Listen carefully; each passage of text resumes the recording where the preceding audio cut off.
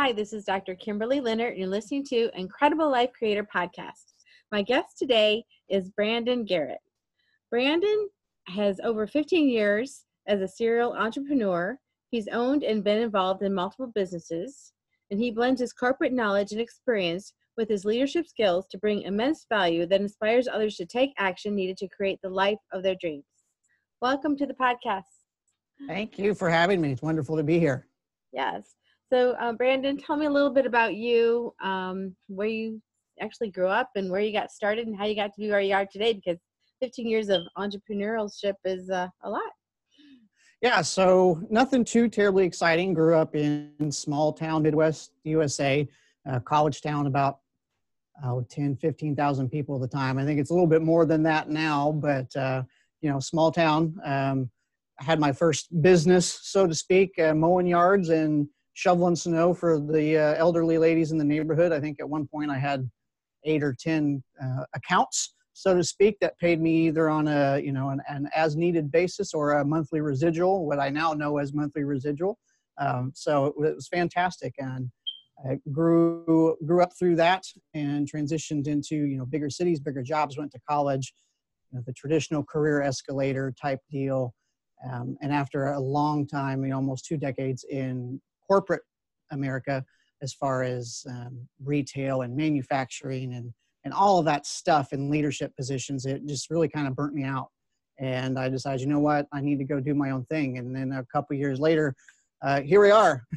So it's been fantastic, exciting time. Got to jump off that cliff and build the plane on the way down, but it's exciting when you do. Mm-hmm. Yeah.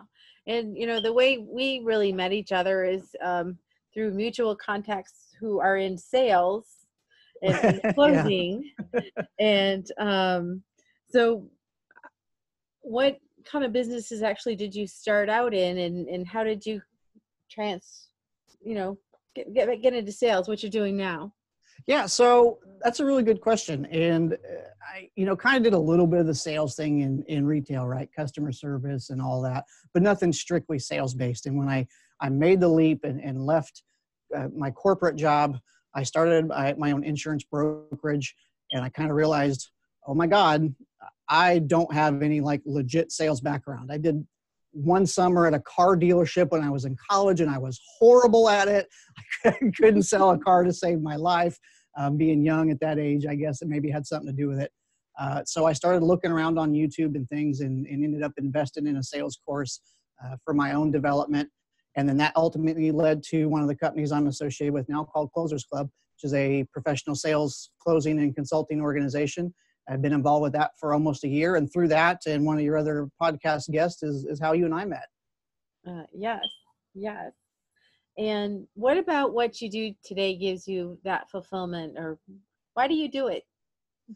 So I've always found my greatest joy has been unlocking that potential in others. Even when I was in corporate, that was the thing that gave me the most joy. It wasn't, that I was making good money and going after bonuses or anything like that. It was really finding the untapped talent on my team, someone that's got the potential that doesn't necessarily even see it themselves, and catapulting them to the next level.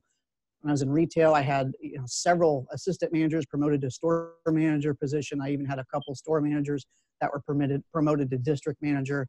And then now within Closers Club, I have that opportunity with the 40 closers that we have and growing, but also that one-on-one connection with entrepreneurs. I spend a lot of my day on the phone with small and medium business owners to see if they're the right fit for what we do.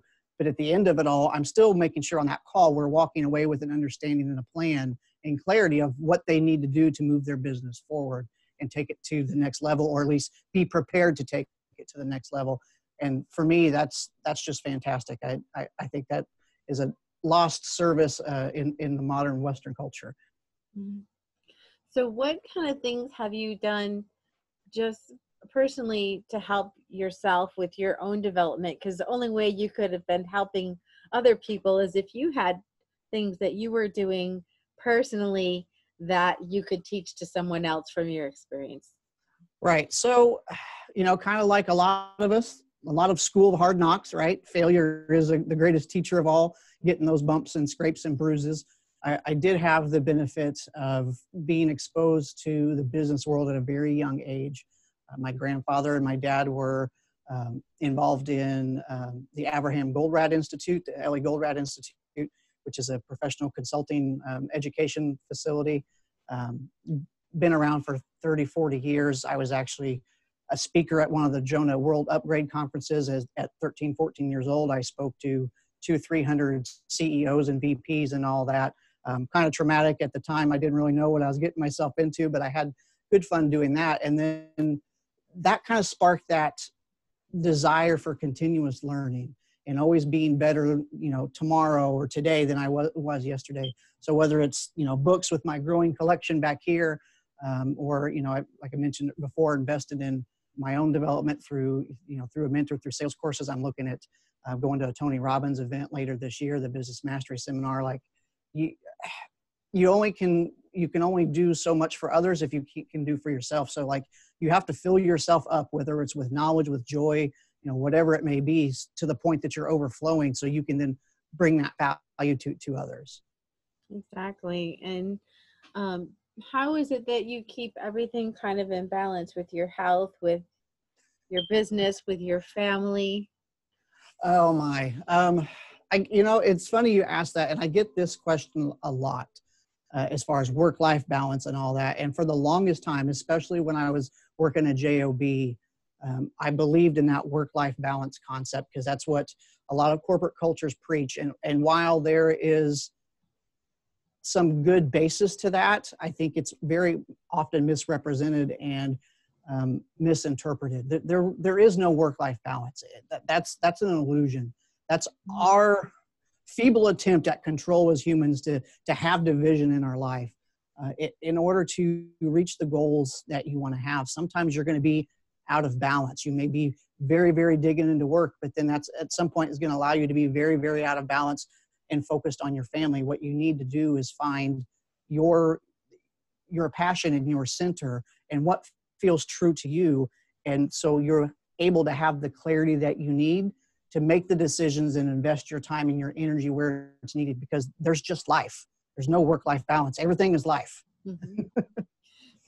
That's true. Because I found personally when I'm concentrating, especially on one area, like we used to have these CrossFit challenges, and we were exercising 7 days a week, making sure we had like the leanest foods because we wanted to win. Somehow the work and the, some other things kind of like I was getting to work, but I was kind of tired. So Right. there's always that balance, I guess, I don't know if it's a balancing act, but yeah, when you're working on something a lot, then you're going to not work on something else. Inevitably, that's the case. And we all have to find what works for us. We all have these balls in life that we're juggling. Some of them are rubber balls and some of them are glass balls. Try not to drop the glass balls. If you drop a rubber one, it's okay. It's going to bounce back. Mm-hmm. Yeah.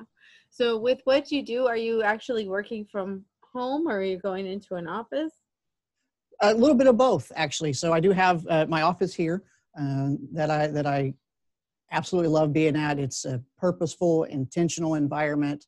I've got wealth triggers, and it's set up kind of with feng shui principles. I'm not by any means a feng shui master or whatever they're called, but I was like, you know what? If it works, then why not? What difference does it make if I put this plant over here versus over here? If it's going to work, it's going to work. If not, it has created a very productive environment for me. Mm-hmm. Being a parent, I do have the flexibility with being, self-employed, of being able to work at home and flex my schedule. So it's kind of both. I go through stints of being out of balance where mm-hmm. I'm, in the office a lot versus, through the holidays, I was working quite a bit at home with, having to get the house decorated and different schedules at school with choir concerts and all that kind of stuff. So it's great to have that choice. Mm-hmm. Yeah, it really is to be able to, when you need to be able to spend time with you have one child? I have two. You have two girls. Okay. One just turned 12 on New Year's Eve, and the other one's 13 and a half. Awesome. So, what is the value of having the right mindset and beliefs to be successful? Oh, It's everything. And the more I dive into that, the more I really see how important it is. Like, that power of belief and mindset cannot be overstated. Everything in life goes back to that. Even after you've achieved something or you've overcome an obstacle, like you're gonna level up, you're gonna have new challenges, and then you're gonna find that you have to go back and readjust your mindset. Through no fault of anybody's, really. We all are given certain beliefs growing up. Our first several years of life, 6, 7, 8 years old, are when we're basically being programmed. Our brain is in a certain state where it's basically like a sponge. It's called theta state. So our parents, our loved ones, the people that we spend most time with, are providing those programs and those beliefs that we may not know that we have, that we have to go back as an adult and really work through to identify.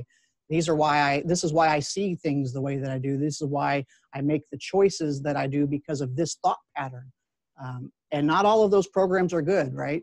It's up to us to go back in and identify those and replace them with ones that are. And everything you want in life goes back to that. Like, it's in there somewhere if you are willing to spend the time with yourself to figure out what it is.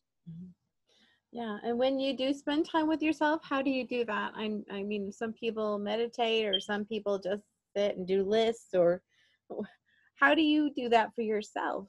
Yeah, that's a really good question. So for me personally, I've got a morning practice that I do, that I hold that time sacred. It's up to about 2 hours long, depending on how much energy I put into it. Just start out with gratitude in the morning, 15 to 20 minutes or so of being grateful for, the things that I have, the opportunities of being given. And then I do a little bit of some Eastern meditation, some chakra focused meditation. Those are guided with some chanting and things like that. When I first got into meditation, I didn't think I would really like that, but now that it's become a behavior and a habit for me, it's really powerful when you dive into that, if you let yourself be open to that. And I do a little bit of Qigong, kind of the original Tai Chi, so to speak, just for movement's sake in the morning, to get myself going, get my energy up, and then a little bit of visualization, and then finally just some stillness to focus. And then after that, I write my goals down, because that's when I'm in the most positive state of the day. I try to write those down at least once every day, sometimes twice. And then I go hit the gym. That's what I found works for me. And, like you mentioned, everyone kind of does something different. Some people, it may just be sitting by the window in the morning and drinking a cup of coffee. But whatever it is, I really encourage everyone to take 10 minutes, 15 minutes, first thing in the morning, before you do anything else, before you open up your phone, look at email, get inundated with all this negative energy that's out there and all this stuff. Take that time for yourself, because that's the only opportunity you're going to have during the day to work on that mindset, is you have to carve that time out. Mm-hmm. Yeah, I agree. And several of the things you mentioned, they're good for a person, mentally, emotionally, even health-wise. I know I know very little about Qigong, but I had a friend that was really into it years ago, and we did the animals. Okay, yeah. I'm not had kids not at that the far time. along yet, but I'd like to be, because it's, the many forms and stuff are very nice and elegant to look at. And I'm sure I don't feel that I move that way. Maybe some point I will, but yeah, it's very nice. Yeah. Well, it's a lot of fun with kids. Yeah. Or your cat or your dog, when they're in the room with you, they're like, That's what right. are you doing? Right. And so from what I'm hearing as you're talking, you really love to kind of raise people up and to encourage them to be their best. How important is it to you as far as just being a service to others? That's the greatest single purpose I think we all have, is to be in service to others. And I'll go back to a quote by someone many of us know in the development space. Zig Ziglar said, "You can have everything you want in life if you just help enough other people get what they want." And that's a wonderful thought, right? And it almost seems like it's self-serving, but it's really not, because if you're able to derive your joy from helping others achieve, it's almost inevitable that you're going to receive at some point. But it all starts with that mindset and that 15 minutes in the morning, because you can't pour from an empty cup. You have to be available to fill yourself up so that you have the extra to give out. And once that cup is full, like, you just keep pouring in there, it has to go somewhere. And inevitably that I believe that's going to come back. And service takes many, many forms. It could simply be 10 minutes, hopefully not 10 minutes in retail, but a few minutes in the checkout line at the grocery store, listening to Edna talking about her estranged daughter and how she misses her and their relationship and this and that, and just being that available ear. And because you listened or asked one question the right way, she decides, you know what, I'm going to go pick up the phone when I get home and I'm going to call her. What greater gift can you give someone than that? Exactly. And sometimes it's just a smile. Yep, just a smile. Absolutely. Passing by someone, you just never know. And I mean, as far as just associations with people, talk about what's the importance of that in your business and in your life, just being associated with people, being connected with people, and just how you create your success by having those connections. Who you surround yourself with is very, very important. Whether it's in terms of health and fitness or finance, whatever it is, you are the collective average of the people, 5 or 6 people that you spend the most time with. So unfortunately, for many of us that haven't worked on cleansing our acquaintances, so to speak, that don't necessarily have behaviors that serve us, we're kind of stuck in those patterns, and it's very hard to get out of. But if you want to be a healthy person, if you want to be in shape and have a healthy lifestyle and eat right, like, you need to make certain choices and certain changes with that. Who you're hanging out with, hang out with people that are health conscious minded. It doesn't mean you need to, go full on crazy like you were talking about with the crop, but make some intentional choices, right? If you want to have a different life financially, surround yourself with people that are of a different financial position than you. Doesn't mean you need to go hang out with multimillionaires, but if your goal is to make 6 figures a year, then you need to start hanging out with people that make 6 figures a year, because they really do think and operate and make decisions and have different behaviors than everyone else does. Anything you want in life that you don't have is because you simply just don't have the habits or the behaviors that it takes to get there. So go surround yourself with the people that do. That's the key to everything. Yeah. And as you were speaking, I was thinking, what is when it comes to habits, how important is it to have like that daily practice, like what you have? I think that's extremely important, at least in terms of having the habit of, and the behavior of taking care of yourself first, finding your center in the beginning of the day, to be grateful, to be still, identifying your mind, what's coming up, what things you may need to work on, because that's how you're going to learn about yourself. In the middle of the day, you've got all this other stimulus coming in. You're not going to be able to focus on what's going on in my brain, what's actually going on in my subconscious, in my soul, right? That's the only way you're going to get into any of that.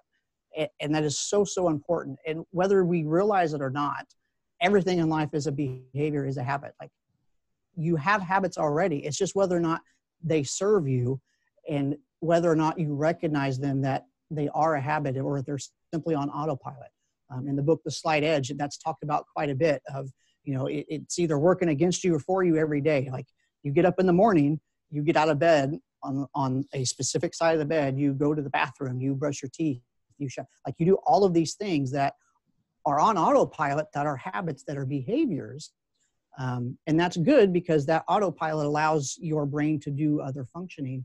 But a lot of times the trap that we fall into is letting habits that don't serve us be on autopilot as well. And that's where the struggle becomes. And that's why that morning practice is so important. You can really sit there, think, okay, this is my day. This is what I'm going to do today. These are the steps that I'm going to take to achieve these things that I'm visualizing. And okay, these 3 behaviors that I do every day of eating lunch and then going down the Facebook rabbit hole for 2 hours, that's totally not moving me in the direction I want to go. I need to take steps in a different direction from that. And that makes so much sense, just those little steps day by day. Because I know if I kind of stop doing something and it's one day and then a few days later I don't do it again, it's like, oh, then you actually reverse the habits Mm-hmm. that and the good ones that are putting you in the direction you want. And I was thinking about even, being in sales. If you're in sales where you always have to bring leads in, if you're not always doing lead generation every day, a month from now, you're not going to have any. Yeah, that's right. Yeah, you got to Just keep that pipeline full. Absolutely. it's not going Absolutely to have right. any. So, and then when you talked about, surrounding yourself with people that are like-minded or like people who you want to be with, when you were choosing the people that are around you, how did you choose that? Who are the 5 people that are important in your life that you choose Yeah, to be around? so we're given our family when we're born, right? And we don't always have that choice. Um, but you can choose who your family, who your tribe is outside of that. And I think through different choices that we make and opportunities that are presented, we have the opportunity to assemble our tribe. Everybody's put in our path for a reason and for a purpose. It may just be for a short period of time or it may not, but it's up to us to be available to the opportunity to identify, hey, this person is really a good person. They've got a good vibe. They've got good energy, whatever, I got a good feeling about them, whatever it is. You got to start to gravitate towards those people. And that only becomes really clear to you when you've carved that time out in the morning during your day so that you have clarity about what you want. Because a lot of times the people that have a lot of habits that don't serve them in life also don't have very good energy about them either. And energy is what it is. It's neither good nor bad, but like is going to attract like in that instance. We're going to continue to focus on that, and we're not going to get where we want. So I try to be very intentional about my choices with that. I went through a period in life and, out of college where I didn't necessarily want a lot of friends, but like I found myself in a position where I had a lot of friends because I was a single guy. I had the house, I had, lots of stuff. So I had lots of friends, but no, I didn't really have a tribe. And there was a lot of painful growth during that period. Because when times were tough or when I, needed that ear, none of those people were to be found. So, my circle now is very, very small in terms of who I have deep personal relationships with. And I try to maintain that in my business dealings too. The one interesting thing that came out of my morning practice just this past couple of weeks during the visualization was a particular watch. And I know this sounds crazy, but why this is important is I have aphantasia. And what that is basically when you try to visualize things in your mind's eye, if you have aphantasia, you don't see nothing. So like I close my eyes and it's a black screen. So growing up in high school and in college, I was a multi-sport athlete, and coaches would always talk about the visualization and stuff. And I always was like, hey, I'm sitting here and okay, this is kind of weird. It wasn't until recently that I became an adult and I had a conversation with my wife about it. I'm like, look, when we're doing this practice in the morning, do you actually see stuff? She's like, well, yeah. I'm like, no, I don't mean do you like think you see it, like you see it like actually see it. She goes, yeah, I see it plain as day. Why? I was like, because I don't see nothing. I'm looking at like the TV with it off. Mm-hmm. So the first time I ever saw something, and it was more of a feeling than a visual image, was a Rolex Milgauss watch. And for anyone that knows anything about watches, that particular watch was designed for the scientists at CERN. And the name derives from the fact that it is able to withstand the high level of magnetic fields that are produced at that laboratory and not lose any of Rolex's standard of precision timekeeping. And all at once I saw that watch, and I also saw this, and I felt this message of how you insulate yourself, what and who you surround yourself with is extremely important in staying on track in life. And that's exactly what the watch was designed for. The case is built a certain way. And it was just very profound that I had that experience as a result of the morning practice. And it really ties in with what we're talking about now with your question of, how do you surround yourself with? You've got to be intentional about it. Even though the universe is going to bring things and opportunities and people your way, you still have to be intentional about who you do if you're going to be serious about achieving the things that you say you want to achieve. Yeah. And as you talked about people that, you spend time with in the business, now you talked about the Closers Club. What caused you to choose to be a part of that? That's a good question. So it was really kind of like what I'm talking about, like where opportunities become available to you when you're ready. I was originally on with a different sales company, and the founder of that company, Hope White, you may know Hope, ultimately decided to go a different direction with things that she was doing, and knew the founder of Closers Club, Raj, and was like, hey, you've done great. I really appreciate everything you've done for me while you've been on the team. Let me put you in touch with Raj to see if he's looking for additional people, and that way you're not just left out here in the unknown of sales, right? Mm-hmm. And so that's how that came about. And then just because of that introduction and the conversation, here I am. I started out with being on the talent team, the acquisition team. So recruiting the sales closers and doing some of the training and the development, and then moved into the role now as executive director, where I'm kind of keeping track of almost everything, it seems like sometimes. Mm-hmm. And then, doing big things going into 2020. And I looking back at it now, that wasn't an accident. Like, I had to go through that experience of working with another company because if I hadn't, that introduction would have never happened. And I wouldn't be where I'm at. So it's really unique when you really start to think back over your life. You can see how all those pieces fit together. And the more you reflect on that in the morning, mm-hmm. The more you start to see those opportunities as they're happening and coming your way. Yeah. And just from an ethical standpoint, why did you choose Closers? Because I know that they are highly ethical group. Tell me more a little bit about the group and what they do. Yeah, so we've talked a lot about the importance of mindset and belief and morning practice and all that, and that my passion and my focus on that really stems from the culture within Closers Club. That is something we all take near and dear. Like, I was big on mindset and self-care and things like that, but not to the level that I'm at now. And that really is a testament to the culture that we have within Closers Club of making sure we're all starting out our days very intentional. And as far as, the ethics and go with, being a part of a sales organization, we've all heard the stories, right? Like the slimy, sleazy sales guy, car guy that is, going to sell you a clunker and take your money and go on down the road. We're not that way at Closers Club.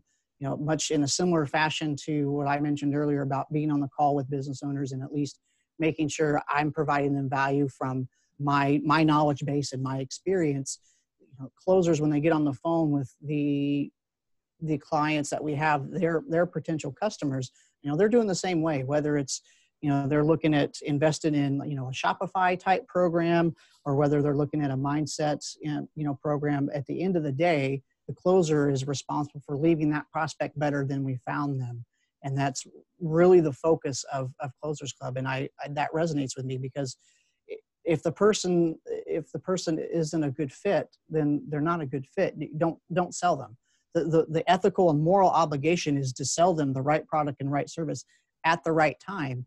And if those three things don't line up, it doesn't matter how much you like them. It doesn't matter how excited they are to purchase it. It's your responsibility to say, no, I don't think this is right for you right now. Because ultimately you're going to do more harm than good. I agree. And I love that about that. And I know that you have some type of charity that you work with. Yeah. So there's one particular charity that we funnel a lot of things to. It's called Life Guided by Light. So within Closers Club, we all obviously commission salespeople. We all, have lives to live and bills to pay.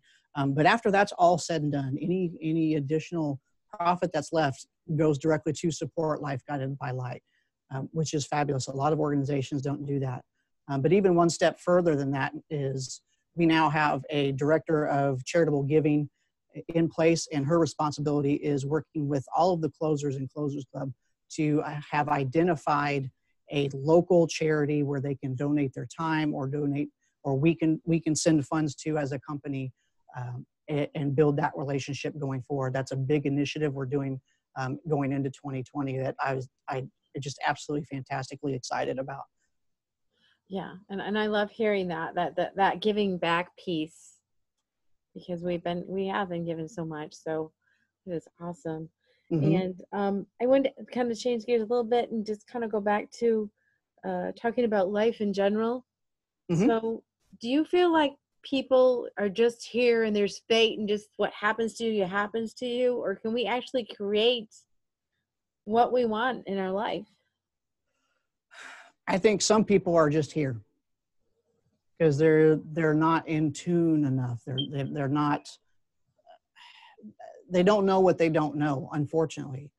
So some people, unfortunately, are just kind of letting those programs run, and that's the state that there are. But I really think if you spend the time, you can create whatever you want. I mean, science is finally now catching up in the Western world to a lot of the things that some of the Eastern philosophies and religions have taught for years about, energy and, all of the stuff that we're now learning in quantum physics is, well, everything is energy and everything is vibrating. And well, if that's the case, like, that completely shifts how we understand everything in the Western world. And whether you buy into any of that or not, you still have to accept the fact that you have free will and free choice. You can choose to do certain things. And all choices have outcomes. Whether or not that outcome is something you want and something that serves your goals is entirely up to you. I think anything short of that is living in, just a state of automation, or even worse, a state of victimhood. And you're giving your power away as a human being. We have the ability to create and do things that a lot of the other animals and entities, so to speak, that inhabit planet Earth do not. We can directly control that, and that's the secret to life, I think, is learning that and then doing something about it. Wow. And what has given you the most happiness and joy in your life? So, I talked earlier about the development of others, whether it's my two daughters or the team. That really has sparked a lot of things for me. And I would say just recently coming to mind is some of the time I've been investing with my brother. There was a pretty good stint there where we did not talk for several years. Had a lot of things to work on and work through. I mean, we literally did not speak. Kind of like you see in the movies, like separate Christmases at mom's house, like the whole 9 yards. And we've been working through that. And he's my younger brother. He's 6 years younger than me. I'm at a very different stage in life than he is. But because we've worked through that to now be able to provide him with some insight. It's not like, hey, dude, I'm the bigger brother, I'm right. It's just like, dude, these are the things I've beat my head against. I suggest you don't do these things, because if you do, this is what happens. But if you do these things, this is the outcome that I've been getting that is working for me. So, do what you want with that information.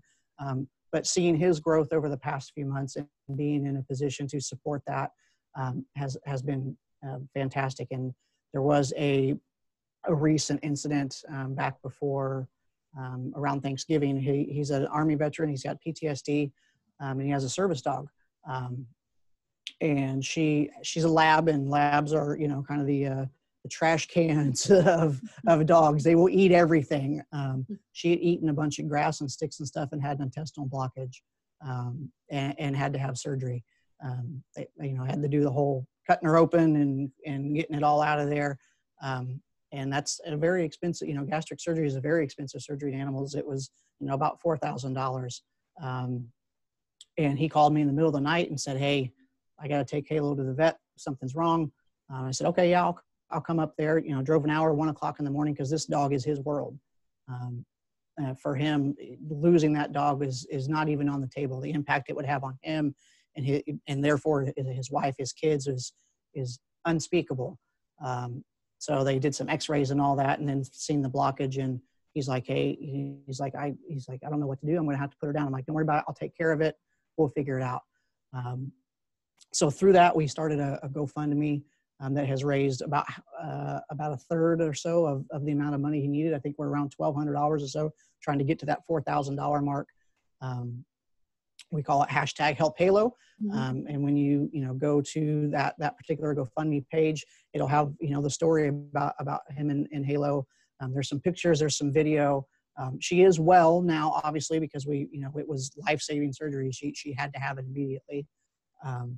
So we're looking just to defray those medical costs for him. And there's even a video of him and my puppy playing together. They're the same age and absolutely the best of friends. So being able to do that, it really didn't hit home till my dad called me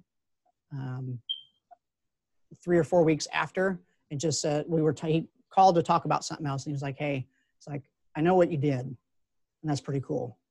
And that's like the first time I've ever heard my dad get choked up about anything.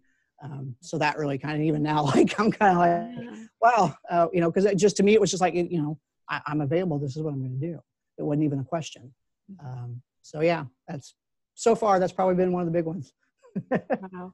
And that is just so beautiful. I have so much emotion listening to that. And the uniting of the brothers, a hard, difficult thing, but something that brought you back together with your brother. Yep. Which is just amazing and wonderful. And I'll make sure and put, you do have some links here for the Help Halo for the GoFundMe. So I'll make sure and put that in the show notes, and also appreciate for that. The charity to feed the 1,000 people every week, the Life Guided by Light. So we'll make sure and put that in the, appreciate that. The show notes. Yeah, show notes. So I really appreciate you being on the podcast today and sharing your wisdom, and especially, I think sometimes it's nice to kind of dissect and see what people do for their morning, or what, what really makes people successful. And it's those little things that you wouldn't think about. It's not making another sales call. It's doing your morning ritual. Right. And it's so easy to skip over and not see that. And so I just love that you shared that with us. And right. So thank you so much for being on the podcast. And is there any other words of wisdom you can give people as far as just living a happy life, a successful life? Just go do it. Go do it. You've got to commit. And I'm going to say that with a disclaimer. It's not going to be pleasant at all. Self-work is not pleasant. Figuring out what out of the day, like if you're a Netflix junkie, like cutting out Netflix so can go to bed a little bit earlier to start that morning practice is not going to be pleasant initially. I mean, getting up, whether you choose to get up early to do it, or whatever your schedule is, carving that time out first thing in your day is going to be something new. And when you're learning a new behavior, like, your brain is going to be like, hey, well, hold on. We should be sitting in traffic and like really upset right now. What are you doing to me? Like, you have to accept that's going to be part of the process. And just know that if you stick with it, it's going to pay dividends beyond anything that you can imagine. So just get up and go do it. Go live it. Because you've only got one life, and this is it. Wow.